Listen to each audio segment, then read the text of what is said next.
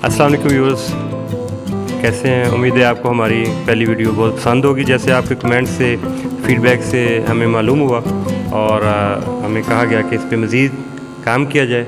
मैं हूं आपका होस्ट मोहम्मद असलम उड़ाइज और मेरे साथ हैं सर मोहम्मद अख्तर जमील।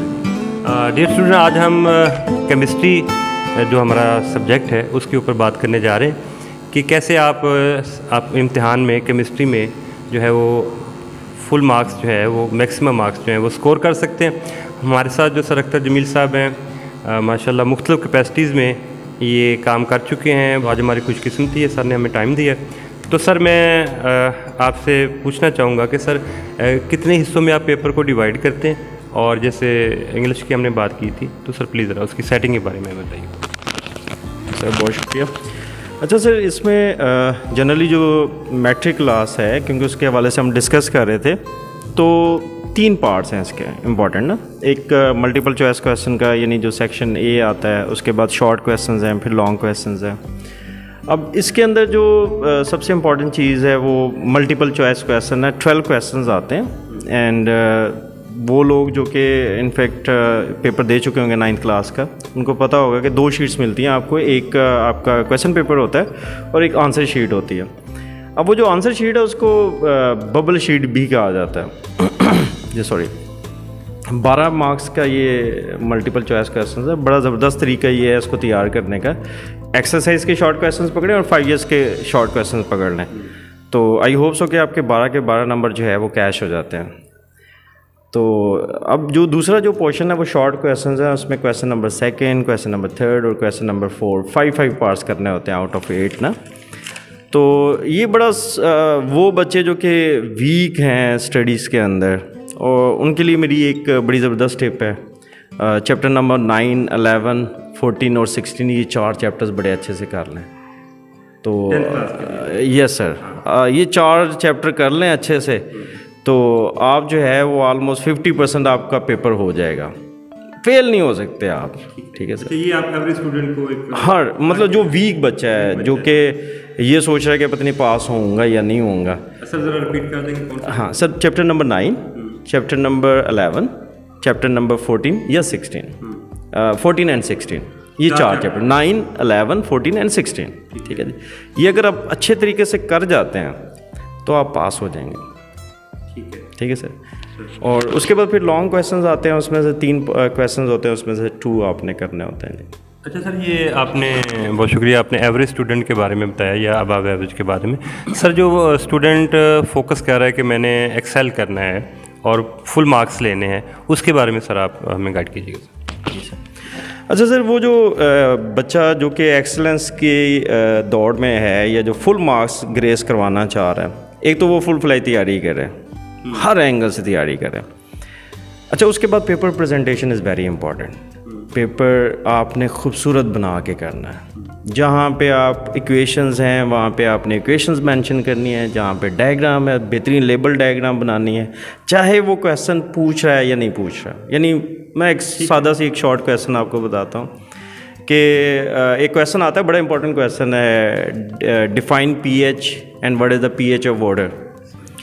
अब एक बच्चा है, उसकी डेफिनेशन करेगा negative logarithm of hydrogen ion concentration, और उसके बाद स्ट्रेट अवे वो लिख देगा जी pH of water is 7, right. इसके बीच में ना एक रिलेशन है, pH is equal to negative log square bracket H+। ये जो पूरा बना के बच्चा लिखेगा ना, मार्क्स उसके ज़बरदस्त आएंगे। Sir paper presentation is very important. खूबसूरत बनाएं, डायग्राम्स अच्छी से बनाएं, लेबल डायग्राम्स करें। अच्छा, जो तीसरी जो इम्पॉर्टेंट चीज़ है, वो इम्पॉर्टेंट चीज़ ये है कि आपने कोई चीज़ स्किप करनी ही नहीं है। The most important model papers को आपने नहीं फॉलो करना। मेरे ख्याल से आपको हैरानगी हो रही होगी इस चीज़ के ऊपर। जनरली आई रिकमेंड कि वो बच्चा जो कि अच्छे नंबर्स के लिए जा रहा है, अच्छे नंबर हासिल करना चाह रहा है, मॉडल पेपर ना पढ़े, उसको बुक जो है वो एज अ रेफरेंस रखनी चाहिए, बुक में से प्रिपेयर करना चाहिए। उसको बुक जो है थॉरोली पढ़े उसको। जी सर, बिल्कुल सर। आप पेपर चेक करते रहें ना, हम भी जाते रहें, तो वहाँ पे मुझे बताएं कि कितने लोग ऐसे थे जो कि मॉडल पेपर्स लेके आते थे। सारे जो एग्ज़ामिनर थे वो बुक्स ही लेके आते थे ना रेफरेंस के तौर पे। तो बुक अगर आप रीड आउट करते हैं और वहाँ से मार्क करते हैं और वहाँ से चीज़ें मेंशन करते हैं तो आपके बड़े ज़बरदस्त मार्क्स आते हैं। सर मैंने ख़ुद भी कई दफ़ा ये पेपर मार्किंग के दौरान देखा है कि जैसे अपने चैप्टर अगर अच्छी तरीके से पढ़ा है, उसमें से कोई चीज़ उसने वो उठा ली है जो उसने एक्सरसाइज में मेंशन नहीं की, और वो जब आ जाती है तो बच्चे फिर वो करते हैं कि सर जी ये तो आउट ऑफ सिलेबस जो है वो बन गया। हालांकि आउट ऑफ सिलेबस नहीं होता, हमने बच्चों ने उसको अच्छे से पढ़ा नहीं होता। जो टेक्स्ट बुक है वो आपकी बेस है, उसको आप बार बार पढ़ें, उसी को आप क्या हमें कहते हैं इंग्लिश में कहते हैं रैंसैक करें, उसको बहुत अच्छे तरीके खंगालें उसको, तो उसी में से जो है वो सारा जो है वो बनता है। सर इसकी रोज़ाना तैयारी के हवाले से आप क्या कहेंगे, कितना टाइम एक जो स्टूडेंट है केमिस्ट्री को नॉर्मली जो एक कुछ सब्जेक्ट सर समझा जाता है, तो नॉर्मली कितना टाइम जो है वो स्टूडेंट रेगुलरली दे इसको सर?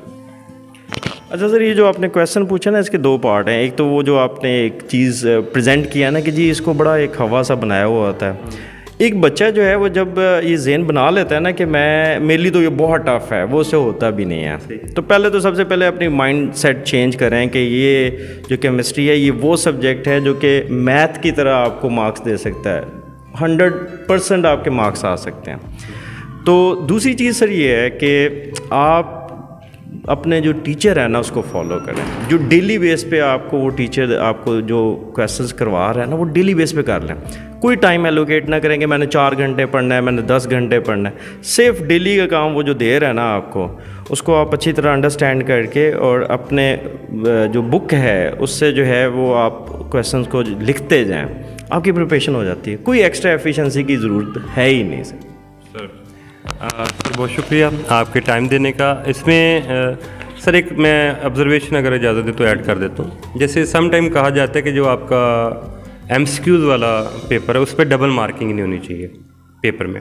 ये बात एक ओवर राइटिंग एक हद तक दुरुस्त है ये वाली।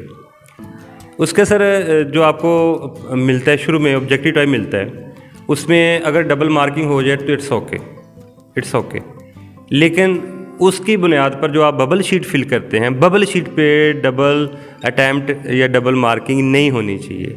क्यों? ये जो आपका MCQs वाला होता है ये इसको यहीं पे आगे एग्ज़ामिनर तक ये नहीं पहुंचता है। एग्ज़ामिनर तक सिर्फ आपकी आंसर शीट जो है वो उसको देखा जाता है और उसी को एवेल्यूएट किया जाता है सर।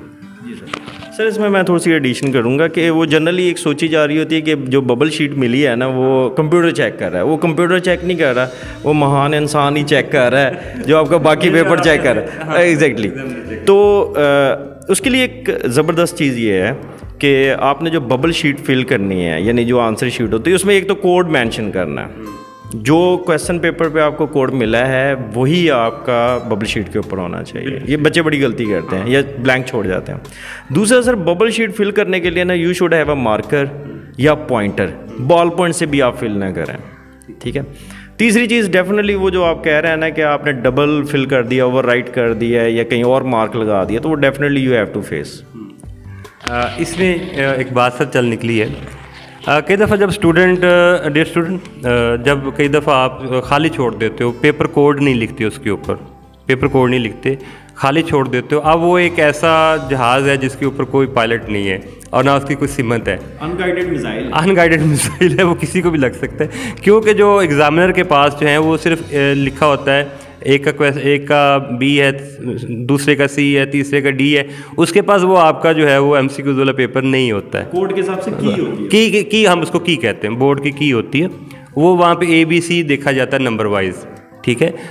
अच्छा, अब हम क्या करते हैं कि अगर हमें वो खाली आपने नहीं लिखा है तो फिर एग्ज़ामिनर ये करता है कि फिर देखता है कि चारों में से मैक्सिमम किस में इसको नंबर आ सकते हैं, तो वो फिर इस लिहाज से उसमें आपको फ़ायदा भी हो सकता है और नुकसान भी डेफिनेटली नॉर्मली नुकसान नहीं होता है। तो इसलिए आपको सर ने बहुत अच्छी टिप दी है कि आप उसका कोड ज़रूर मेंशन करें। मुझे उम्मीद है कि आप हमारे सोशल एजुटेनमेंट जो चैनल है उसको लाइक भी करेंगे, सब्सक्राइब भी करेंगे और हमारी आने वाली वीडियोस का इंतज़ार भी करेंगे। सर बहुत शुक्रिया। और हम इंशाल्लाह उम्मीद करते हैं कि ये जो टिप्स हैं इसके ऊपर आपको बड़ी ज़बरदस्त जो है निखार पैदा होगा आपका। और साथ ही अगर आपको कोई क्वेश्चन है तो आप कमेंट में भी मेंशन कर सकते हैं, हम वहाँ पे भी आपको आंसर करेंगे इंशाल्लाह।